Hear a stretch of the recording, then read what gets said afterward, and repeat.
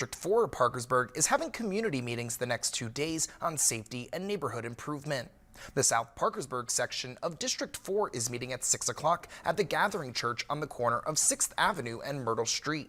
Councilor Wendy Tuck of District 4 says members of the community in the area are encouraged to attend and voice their comments or concerns.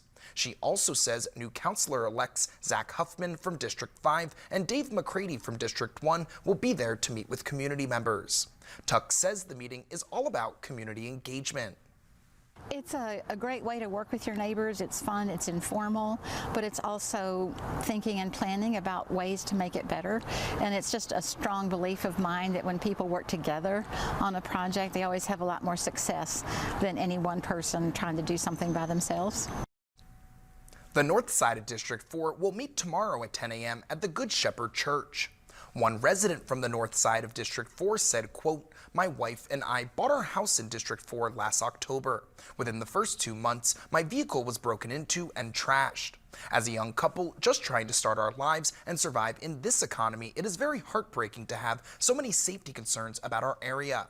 We just got married last week and would really like to have children soon, but it's terrifying to think about the current state of this area," end quote.